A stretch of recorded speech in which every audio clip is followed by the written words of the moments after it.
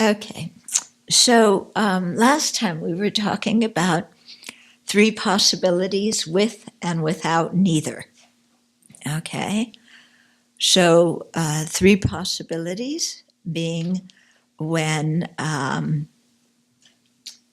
you have a P and a Q, and there's something that is both a P and a Q, and something that is either a P and not a Q, or something that's Q but not a P. Yeah. And then that gives us three possibilities, right? Yeah. So do you want to review that? Do you have somebody want to make an example and go through it? Or here, he has some examples later on in the chapter. Mm-hmm. Oh, you have one? Okay, go ahead.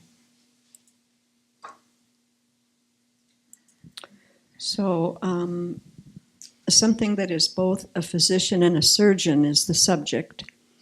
Dr. Bowen, orthopedic surgeon. The subject, Dr. Bowen, is a physician because he graduated from medical school, sat for medical boards, and is licensed as a medical doctor in Idaho. The subject, Dr. Bowen, is a surgeon because he studied surgery in medical school and took a test to be credentialed as a board-certified orthopedic surgeon. Second, whatever is a surgeon is necessarily a physician, but whatever is a physician is not necessarily a surgeon. For example, the subject, Dr. Jones, is a physician, but not a surgeon.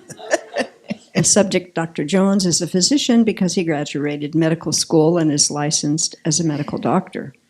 The subject, Dr. Jones, is not a surgeon because he did not have a surgical residency and did not sit for surgical boards. Something that is neither a physician or a surgeon is the subject, Vinabhotarpa. The subject of Vinabhotarpa is not a physician because she has not gone to medical school. The subject of Vinabhotarpa is not a surgeon because she has not gone to medical school, nor has she had a surgical residency. Good. Yeah. Okay. So then, four possibilities. That's where we are, I think, today. Yeah. So, proving four possibilities. For both of these paradigms, in order to prove that two things compare as four possibilities in either way, you will have to show that there is at least one subject, X, that is both a P and a Q. Okay, you have to do that. Prove that X is a P with a valid reason, and prove that X is a Q with a valid reason. Okay, then you have to show that there's at least one subject, X, that is a P but not a Q. Prove that X is a P with a valid reason, and prove that X is not a Q with a valid reason. Okay, so we're at 6, although he's only counting 2. Third is you have to show that there is at least one subject X that is a Q but not a P. Prove that X is a Q with a valid reason, and prove that X is not a P with a valid reason. Okay, so that is 4 possibilities. That's not including neither. If you want to include neither, then you have to have the subject X that is neither a P nor a Q. Prove that X is not a P because of a valid reason and is not a Q because of a valid reason. Okay, so that whole thing is our diagram that looks like this. Remember the 2 intersecting circles. Okay, so how about if somebody has an example that they want to do? It's one in the exercises. Mm-hmm. How to establish bases and non-things compare. Non-things. Non-thing. Okay. So, Established base do it and without the book. non-thing.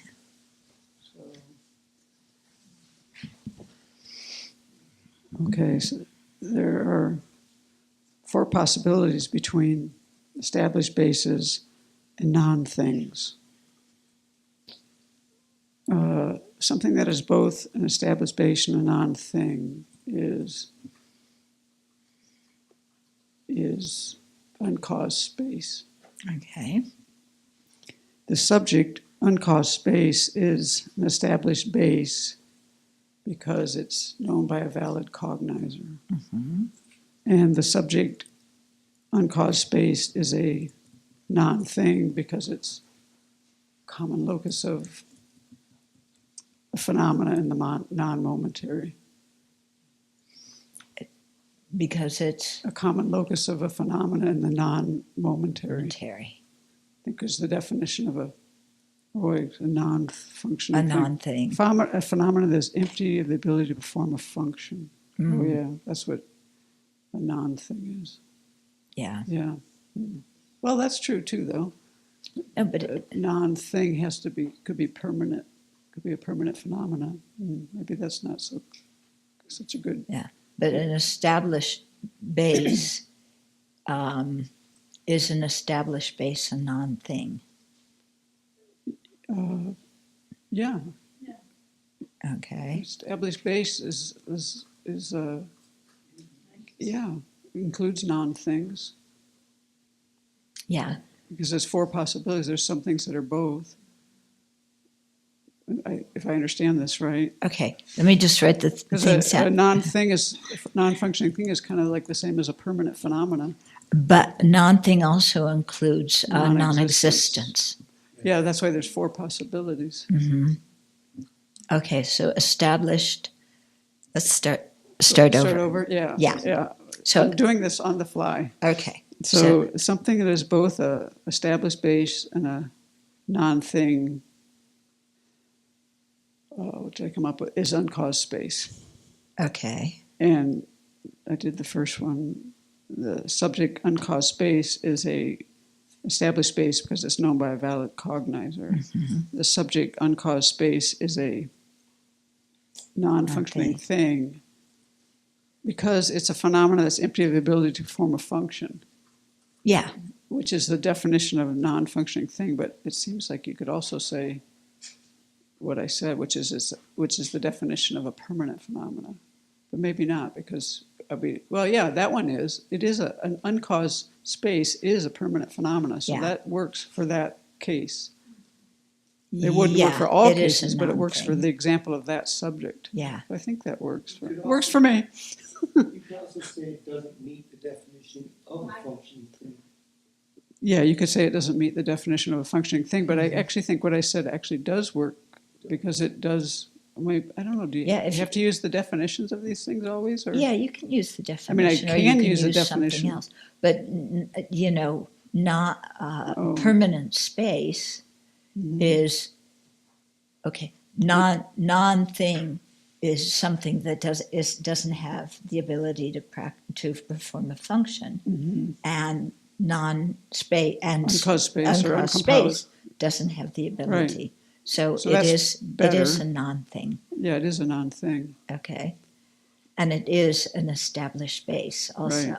Okay, Okay. but I'm wondering why I can't use the answer I gave. Is it not specific enough? Could I say the subject uncaused space is a non-thing because it's a permanent phenomenon? Does that not work? Or is it like you Okay, have to it's be? a permanent phenomena, non-thing. Yeah. Oh, they'd have to be mutually inclusive. Oh, I guess. As in, then it's not a good reason, right? Yeah, Because if the reason Yeah. for being a non-thing is permanent phenomenon, then all Yeah, right. non-things. Okay, I got you. So you have to say the definition All then. permanent phenomena are non-things, so it does work. Yeah. Yeah, right. That's my question. It works for me. Next. Yeah. What do you mean use the definition? Well, what I use, instead of using the definition of non-thing, Uh-huh. I use the definition of a permanent phenomena. And I think it works Okay. because it Yeah, it differentiates. I don't know. Maybe my In, mind. in I'm not so that logical, instance, it works. Yeah, for yeah. that. But that doesn't mean that in all instances of 4P that kind of thing would work. Right. Not for all subjects. Yeah. Right. I agree. Because you could find something that would. Yeah, would he work gives for an him. example later on. Yeah. We'll come to it. But so it'd be Yeah. better probably to say the subject, uncaused space, is a non-thing because it's a phenomena that's empty of the ability to perform a function. Yeah. Then That's number clear. 2, something that is a established space but not a non-thing is the subject, the gong. Okay. The subject gong, the gong, is an established base because of being known by a valid cognizer, established by a valid cognizer. Right. And the subject, a gong, is not a non-thing because it's a functioning thing. Yeah. So it can't be a non-functioning thing. Something is a non-thing. The subject Well, I'm X on is- number 3 now. Yeah, but say Something- the subject X. Well, I usually say the sentence first. It says something that is now I'm trying to find something that is a non-thing but not an established base. Is the subject something that is a non-thing but not an established base?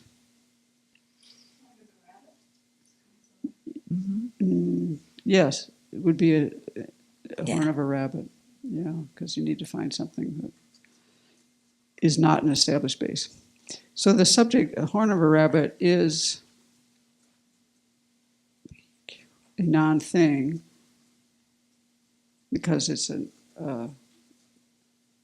subject of horn of a rabbit is a non-thing because it's included within the category of non-things. No, because it doesn't have the ability to perform right. a function. Yeah. Yeah. Just gotta take phenomena out of the definition of phenomena as nothing. Yeah, right, because it's empty of the ability to perform a function. And the subject, a rabbit's horn, is not An an established established base because it's what's the word, non-existent. Yeah. Okay, something that is neither not an established base or a non-thing is wrong. Whoa. Something that is neither an established base or a non-thing. It's not 4P. Yeah. Busted. It's 4P doesn't have neither. Yeah. Uh-huh. Yeah. So there's So I got to pick one that doesn't have such a large category. yeah. So it's a broad category. Yeah. Something that doesn't include non-existence. Because I went through all Like those and I that. did get the 4P right, but okay. Okay. Next person. Does somebody else have an example?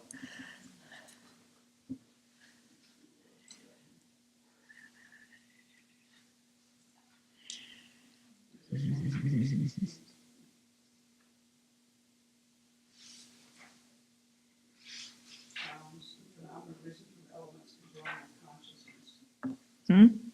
Sounds and phenomena arisen from elements conjoined with consciousness. Number 16. Okay. Sound and Phenomena arisen from elements conjoined with consciousness. It's a strange one, but that's what he has. This exercise 11.1, number 16. elements conjoined with. Is our body phenomena arisen from elements conjoined with consciousness? Okay, so go through. Yeah. Are you or let's have somebody else do it. Okay. Okay. Or maybe not easier. I'm also winging it because I was just trying to remember what you're talking about, liberated persons and Aryas. So I think 4P might be Aryas and persons that are not liberated. Yeah, so Aryas, right? That's your preferred term. Yeah. So something that is both an Arya and a person that is not liberated is a stream enterer. Right? So the subject, a stream enterer, is an Arya being because they have directly realized emptiness. But the subject, a stream enterer, is not a person that is liberated because they still have some measure of afflictive obscurations. So something that is an Arya being but not a person that is not liberated is a bodhisattva on the 8th bhumi. Right? So the subject, the bodhisattva on the 8th bhumi, is an Arya because of having directly realized emptiness.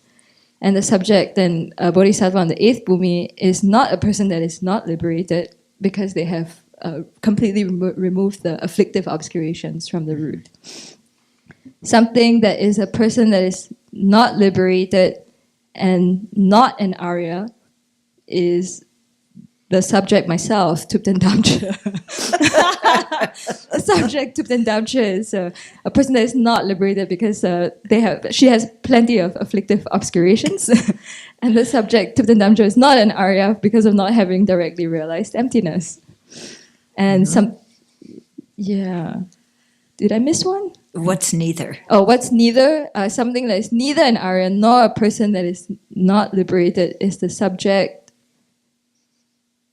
a gong, right? Yeah, yeah. The subject, the gong, is not an Arya being because of not being a person at all. Or the subject, the gong, is also not a person that is not liberated because of not being a person. Okay, good. Good. Someone else have a question or want to do it again? Yeah. So the two that are being compared is a primary consciousness and a mental consciousness. So I probably won't be able to use the definitions, but let's give it a go. Something that is both a primary consciousness and a mental consciousness is the subject primary mental consciousness. The subject primary mental consciousness is a primary consciousness because it's not a mental factor. That way I don't have to say the long definition. Well, but just not being a mental factor doesn't make because something it's a consciousness primary. that's not a mental factor. Okay. There we go. Thank you. Yeah. Okay. The subject of primary mental consciousness is a mental consciousness because it is produced in reliance upon its own uncommon empowering condition, a mental sense source. Yeah, Sense power, mental sense faculty. power. Yeah. Okay. Something that is a primary consciousness but not a mental consciousness is a primary I consciousness. Okay, so the subject of primary I consciousness is a primary consciousness because it's a consciousness that's not a mental factor. And the subject of primary I consciousness is not a mental consciousness because it relies upon, it is produced in dependence upon its own uncommon empowering condition, the I sense faculty, not a mental sense faculty. Something that is a mental consciousness that is not a primary consciousness is feeling in the retinue of, something that is a mental consciousness that is not a okay, so feeling in the retinue of a primary mental consciousness. Okay. Okay. Something that is a mental consciousness, but it's not a primary consciousness, is feeling in the retinue of a primary mental consciousness. Would you say that feeling is a it's a mental factor? Yeah. And it's because it's Do we say accompanying- it's a consciousness? Yeah. Yeah, it falls under the types of consciousness of primary mind and Right. Anything in the retinue of that primary mental consciousness will be a mental consciousness. Just not a primary mental Yeah. consciousness. Yeah. Okay, Okay. go on. The subject, feeling in the retinue of a primary mental consciousness, is a mental consciousness because of, I wonder if you could say because of being in the retinue, no, being in the retinue of a primary mental consciousness. Therefore, it's a mental Yeah, consciousness. being in the retinue of a consciousness produced by the mental faculty. Okay, produced independence upon its own uncommon empowering condition, the Yeah. mental sense faculty. Okay. Yeah. And the subject feeling in the retinue of a primary mental consciousness is not a primary consciousness because it's a mental factor. Yeah. Okay. Something that is neither a primary mental consciousness nor a primary consciousness nor a mental consciousness is a vase. The subject vase is not a primary. It's not a primary consciousness because it's not a consciousness at all. Mm-hmm. It's matter because it's matter. The subject vase is not a mental consciousness because it's not a consciousness. Yeah. So, what about bodhicitta? Where would it fit in? In these two, could you use bodhicitta for an example of any of these? You compare it with something else. Which, if you use bodhicitta as an example for any of those four, which one of would it be for?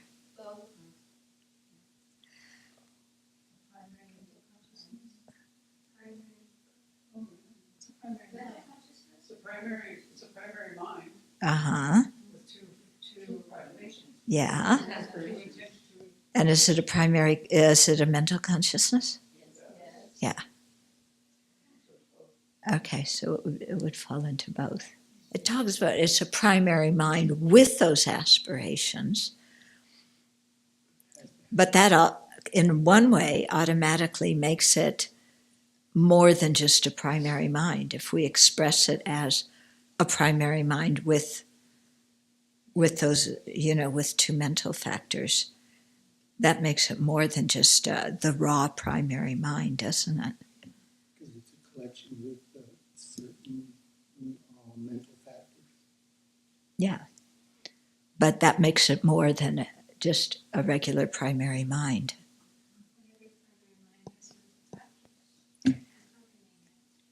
Yeah, I mean, if we say primary mind, does it have to be something that doesn't have accompanying mental factors? Huh? Never stands by itself. Yeah.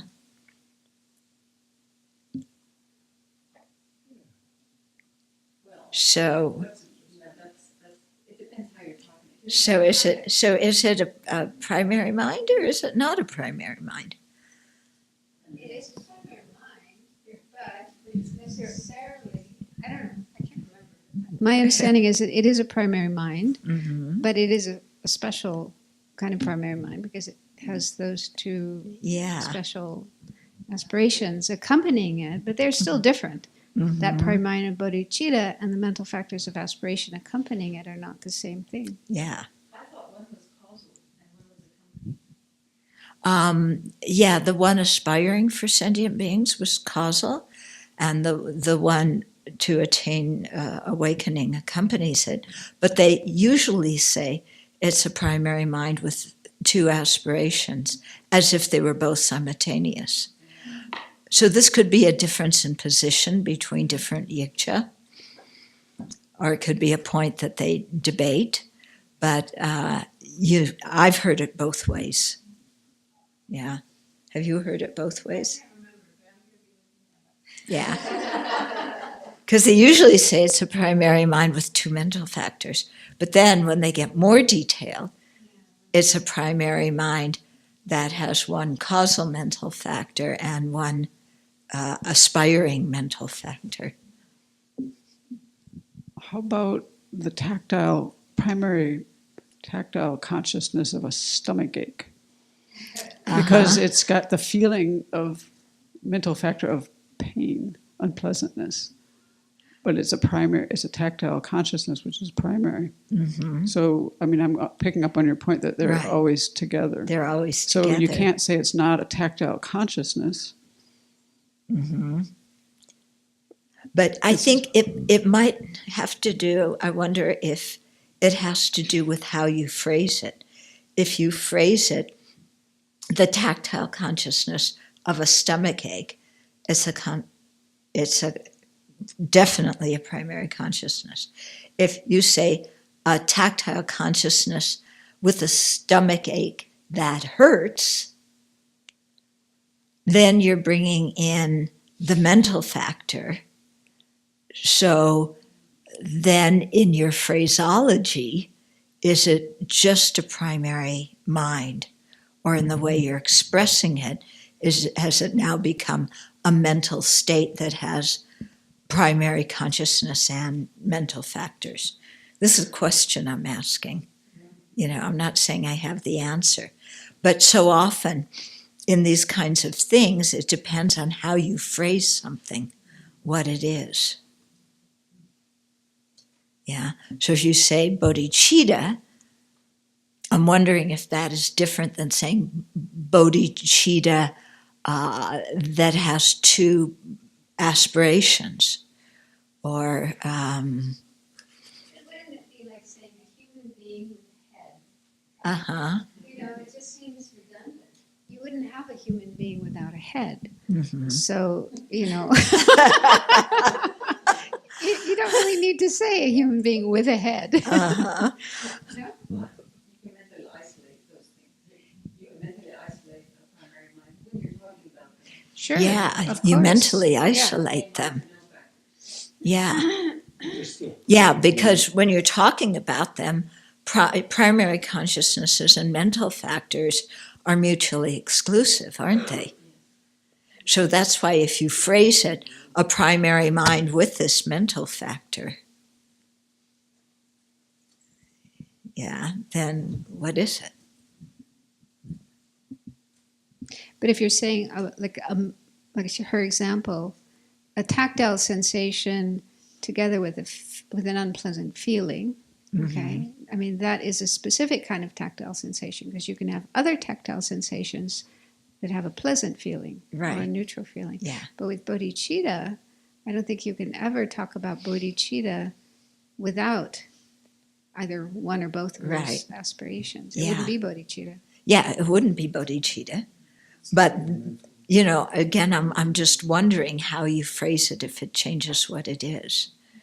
And in one way, the example, a tactile sensation with a stomach ache, you're already saying there's the mental factor of pain. Are you? If you say stomach ache? Yeah. Okay. So if you say it's a tactile feeling with hunger, you're implying the mental factor of pain. If you say it's a tactile consciousness of rough, that doesn't imply pain or pleasure, does it? Okay, anyway. Again, we come up with more questions that, we don't necessarily have answers for. Okay. So then,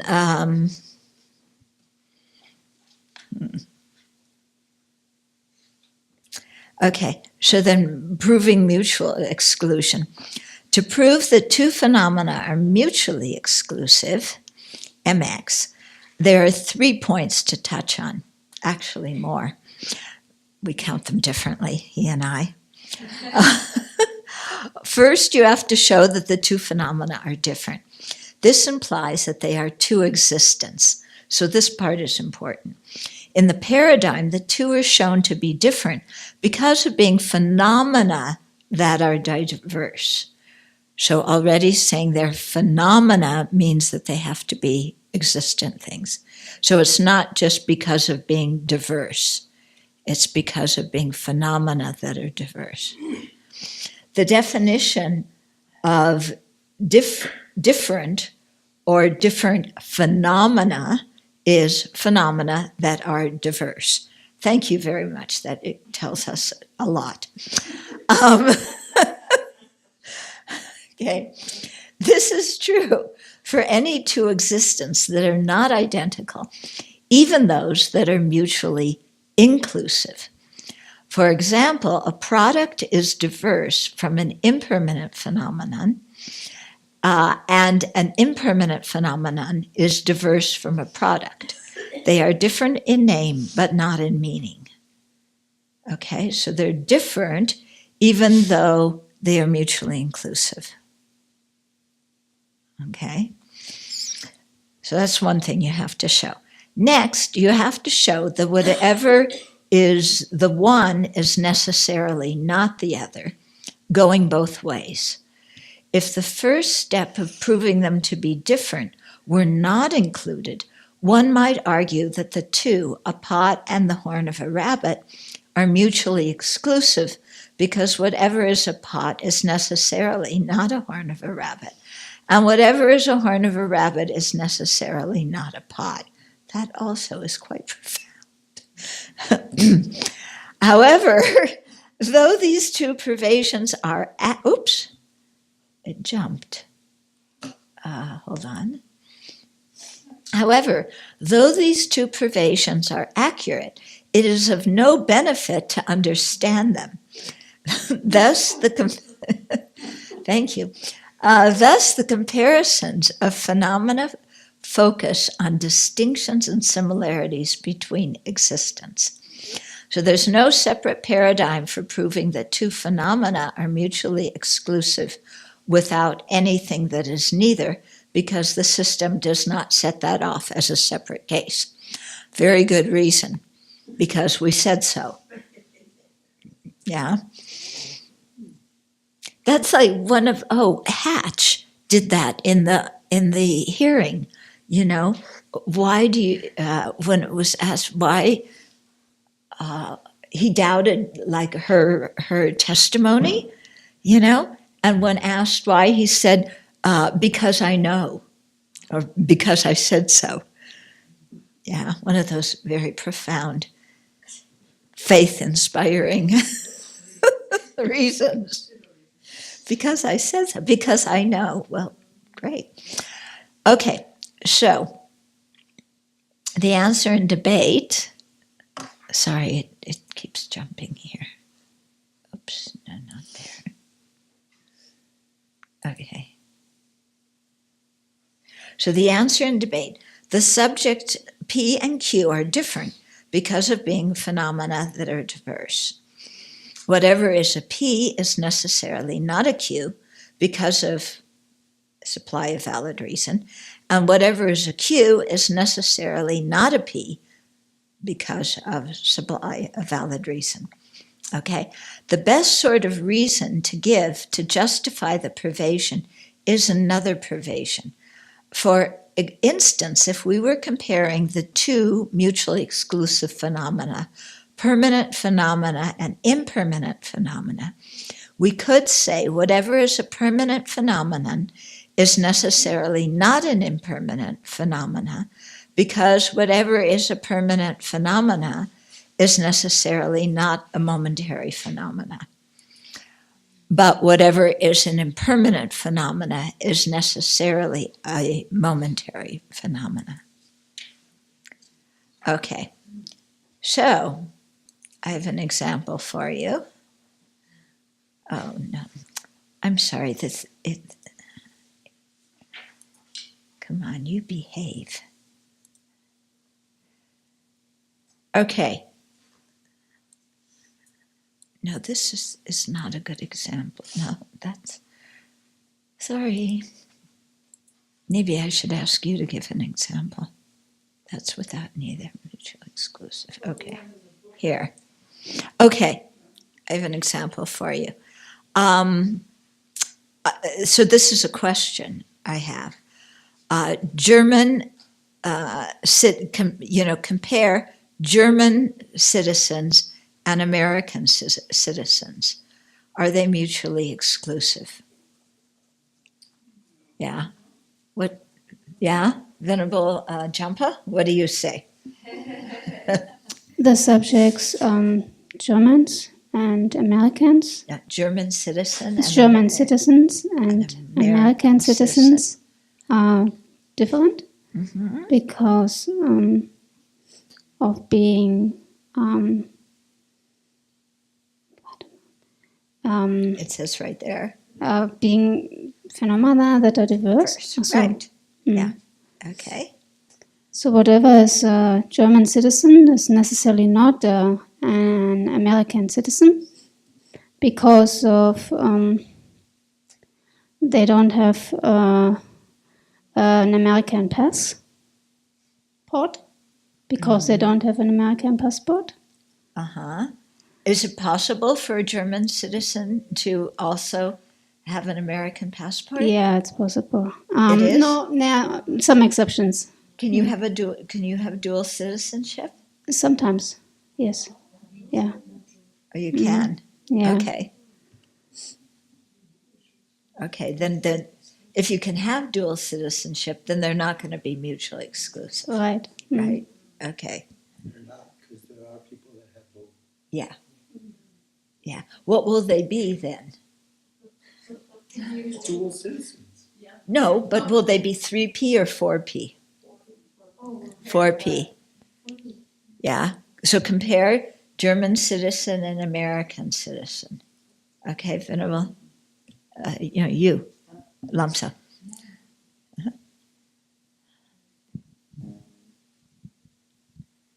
Something that is both a German citizen and an American citizen is the subject. Oh, I'm sure there's someone. It's not Venerable Jumper yet. Joblo. So the subject Joblo is I don't know of a American and a German citizen. Does anyone? So we're just using Joblo. You have to say the name, you could say somebody who.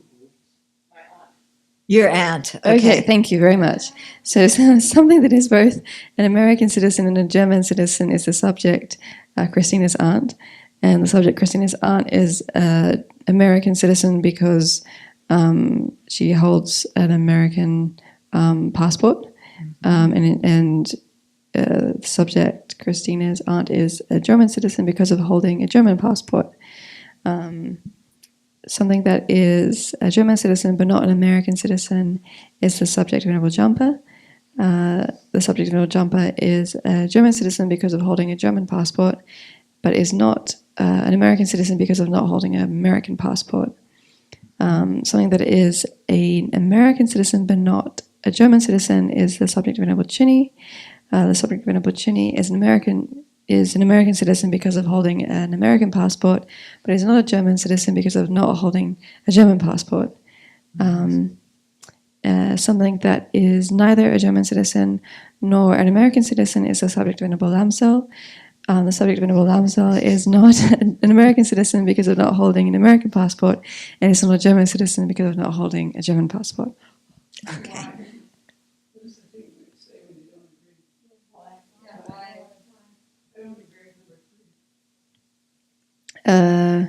Number 3, Venerable Chinny.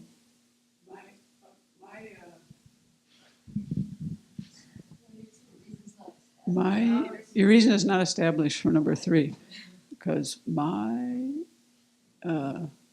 myself, when I was 12 years old, was an American citizen, but I didn't have an American passport. But but she has an American passport.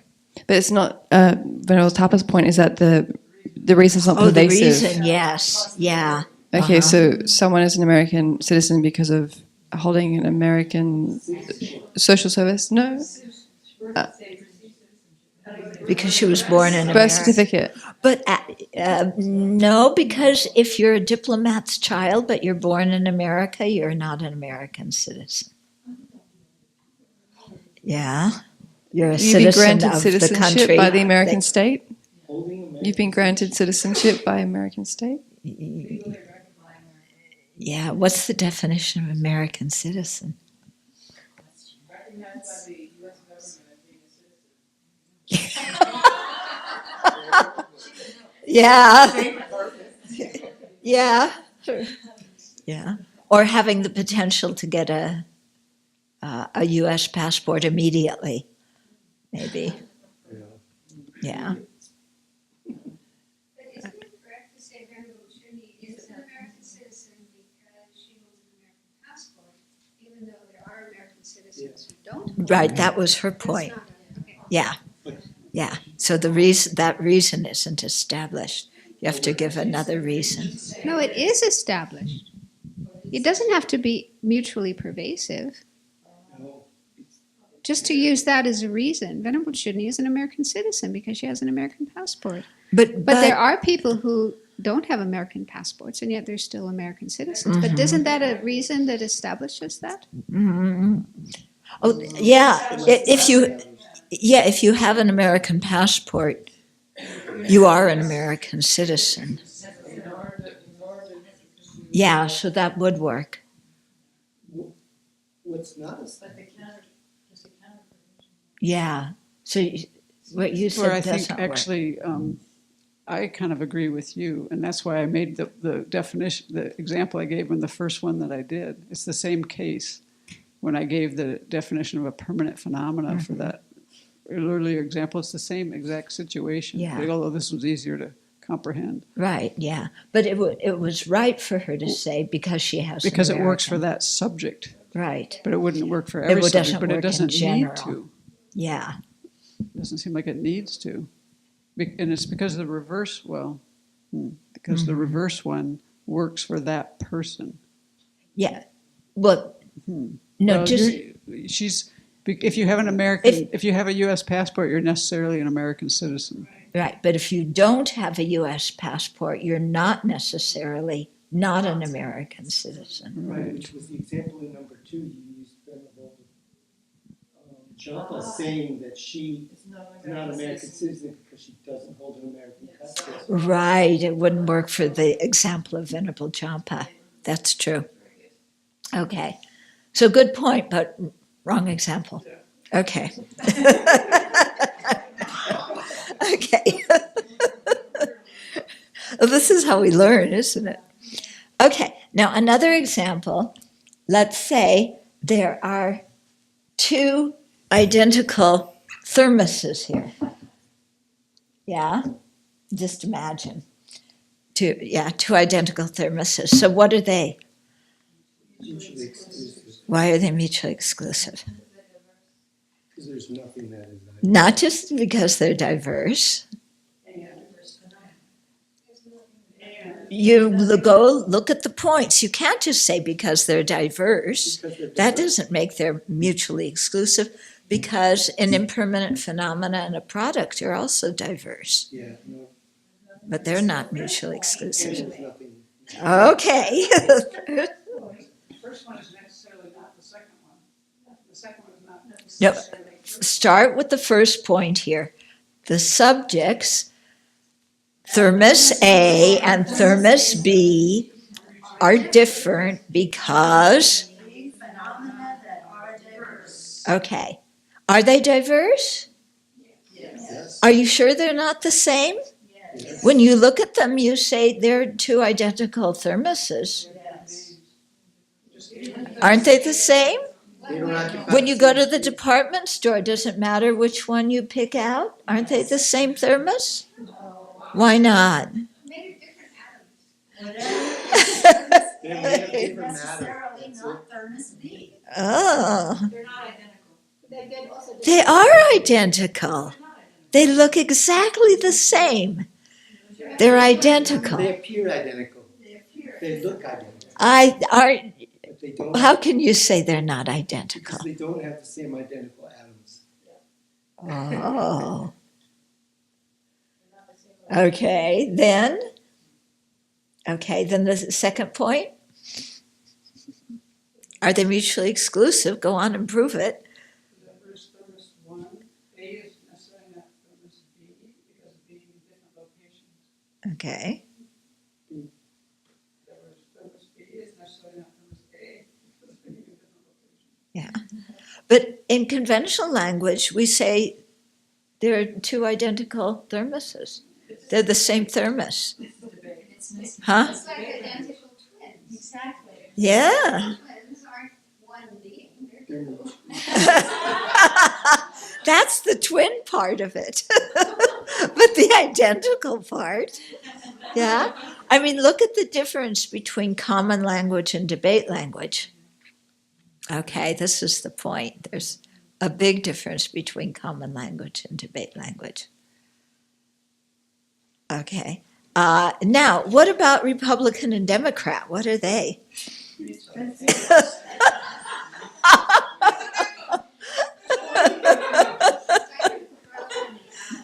Like a crow in an owl. Yeah, there. You don't think there's somebody who could be both a Republican and a Democrat?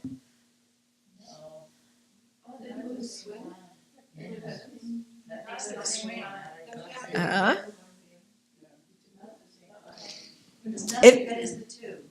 If you vote, if on your ballot you vote sometimes Republican for some people and sometimes Democrat for the other, does that make you both a Republican and a Democrat?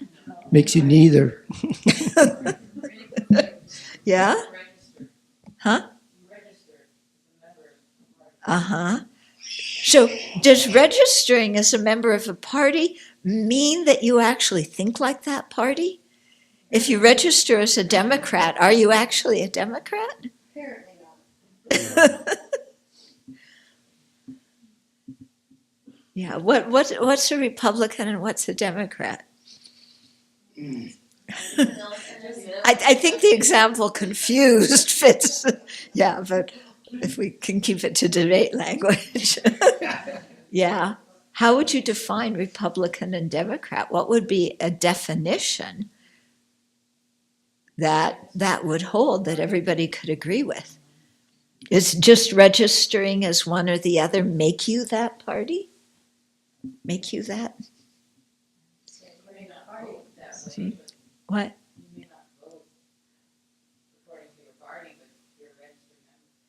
So what you're registered as outweighs what you vote for.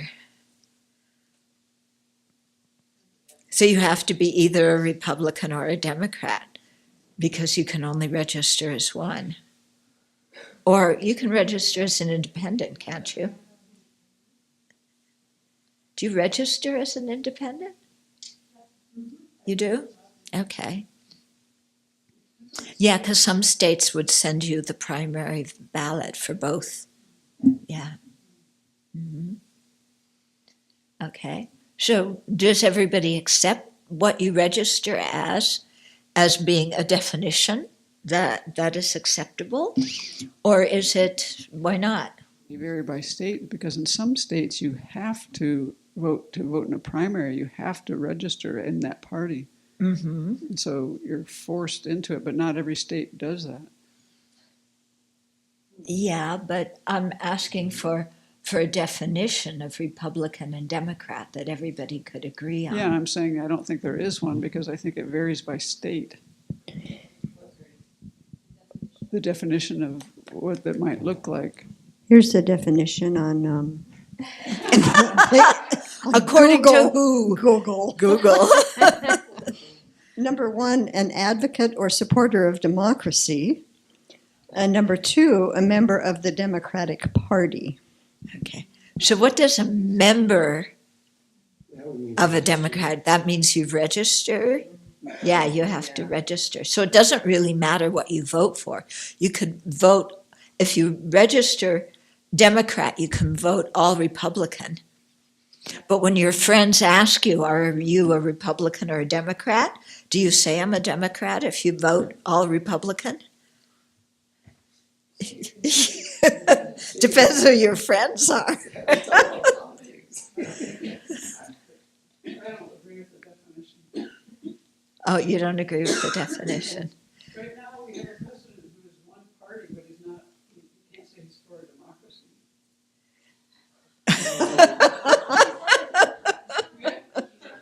Isn't the Republican saying you believe in democracy if you register with the Republican No, those are different definitions. The definition of Republican is a person advocating or supporting Republican government. Yeah, because the word Republican doesn't always refer to a political party, and the word Democrat doesn't always refer to a political party. Yeah, and then the other one is a member or supporter of the Republican Party. Yeah. So if we're going to compare them, we would have to say the member of a Republican Party and the member of the Democrat Party. Mm-hmm. Yeah. But then again, what makes you a member? Registering. But what you vote as is completely different. Mm-hmm. But again, if you register as a Democrat but you vote Republican, you know, if your friends say, are you a Republican or a Democrat? Would you say Democrat if you voted all Republican? Yeah. If you were with Democrat friends, maybe you would. But if you were with Republican friends, you wouldn't. Are you only a Republican while you're voting? Yeah. Yeah. What I'm getting at is you see how words are vague. Yeah, how words are quite vague. And if we're going to compare things, we have to have common definitions for what we're comparing. Yeah. Yeah, that'll keep them busy for a while. I had a question about the proving of the mutually exclusive here. Mm-hmm. And he seems to be explaining that they need to be phenomena that are diverse to exclude non-existence. The phenomena part excludes the non-existent. The diverse part excludes them being the same thing. Like coaster, this coaster and this coaster. Well, the second two questions deal with that. The first one doesn't need to be there, except for the phenomena part, because if it's a coaster, there's nothing that's that coaster but not that coaster. Yeah, but Even if you said it twice, which is two. Yeah, but the first one, I mean, you have to also show not that they're phenomena, but that there's two things. Yeah, so. Right. But if there wasn't two things, they couldn't be mutually exclusive anyways. Mm-hmm. I see with the mutually inclusive that they have to be diverse. That they have to be. They do have to be diverse to be mutually inclusive. Uh-huh. They have to be two different, at least Things. by names. Yeah, but also to be mutually exclusive. They have to be two different phenomena. And they have to be two things to do any of these comparisons. Mm-hmm. I don't see why it wouldn't just say they need to be phenomena. But I guess. Yeah, well, he says, he explains that. Somewhere. Maybe back when he introduced mutual exclusion towards the beginning of the text. Yeah, that you have to be talking about two phenomena. There was a part of this text that was talking about people who had, Aryas, who were, and coming back to cyclic existence.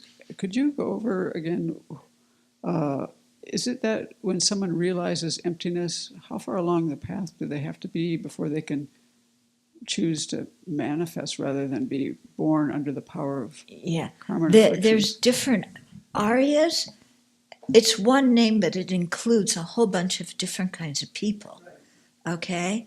So if you're talking about the stream enters, once returners, and non-returners, they're born in samsara, even in their last rebirth when they become arhats. Okay? If you're talking about bodhisattvas, then they usually say that bodhisattvas on the path of seeing then they can control their rebirth, and they can also make manifestations.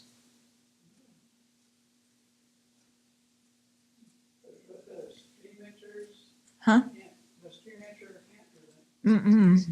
No, it seems like some of if they have the supernormal powers, yeah, but not all people following the Sravaka path gain the supernormal powers. But those that do can make one body into two, they can disappear, they can do all sorts of other things, but not all of them can do that. Yeah. Okay. We're done with mutual exclusive, huh? Proving, it's 7:33. Maybe we should wait, because this one's a long section, and do this next time. But any other comments or examples? You want to think of an example and go through and see what it is?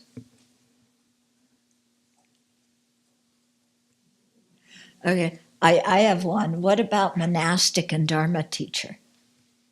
Which one of these would it be? Would it be 3P, 4P, mutually exclusive?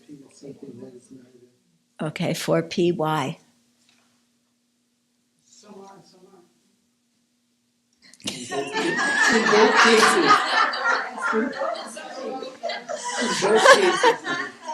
She would make a great debater. Yeah. Yeah, no, she's related to, huh? No, you have to prove it. Why are they? No, Purdue said it. Huh? It's the way he said it earlier in the book. When you're thinking about 4P, you think some are and some aren't. Yeah. It's the quick No, way. but that doesn't mean they're 4P. Right. Not that So alone. you have to use those two and compare them and show that they're 4P. Okay, monastics and Dharma teachers. teachers. Okay, there are four possibilities between monastics and Dharma teachers. Something that is both a monastic and a Dharma teacher is Venerable Thupten Chodron. The subject, Venerable Thupten Chodron, is a monastic because of having taken monastic precepts and a valid ordination. The subject, Thupten Chodron, is a Dharma teacher because she has Dharma students. That's not correct. Use His Holiness. Okay. His Holiness is a Dharma teacher because he has all the qualities that are listed in the Lam Rim for being a qualified teacher. Okay. How's that? Yeah. Okay. Something that is a Dharma teacher, but not, something that is a monastic and Dharma teacher. Something that is monastic, but not a Dharma teacher is Thupten Tarpa. The subject, Thupten Tarpa, is a monastic because of having taken a monastic ordination that was valid in the Buddhist tradition. The subject, Thupten Tarpa, is not a Dharma teacher because she doesn't have the qualities that are listed. But what about if some people consider you a Dharma teacher? Then they are not having valid cognizers.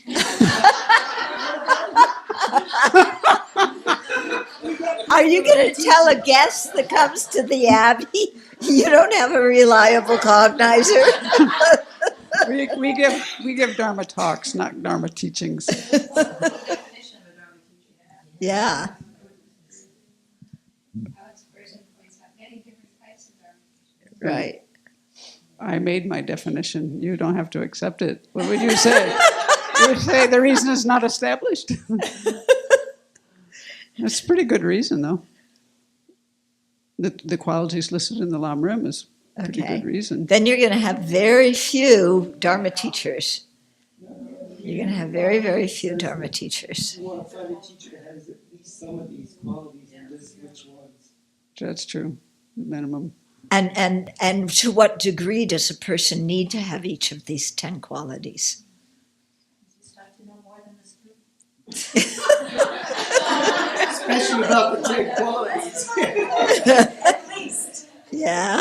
Know more than the student, care about future lives more than present lives, and cherish others more than self.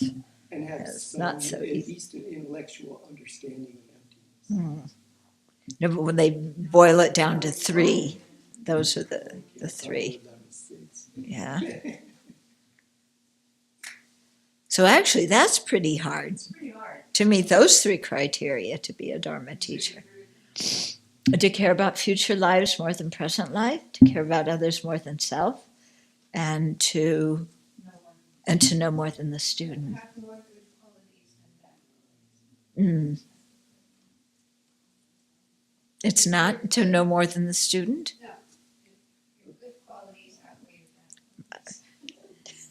Otherwise, you could just get dumb. That one's really subject to speculation, isn't it?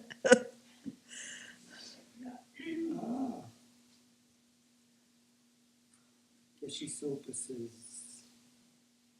pure ethical conduct, meditative stability.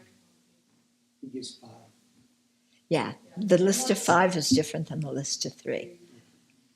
They are, the list of 3 and the list of 5 are diverse phenomena. Even though they may overlap. Yeah. Do you want to tell us the 5? Yeah, the list of 5, it's not boiled down quite to 3. Pure ethical conduct, meditative stabilization, higher insight. A teacher must understand suchness, or at least have possess a good understanding of it through scripture and reasoning. And the teacher should have great compassion. That's already, you're going to have very few teachers.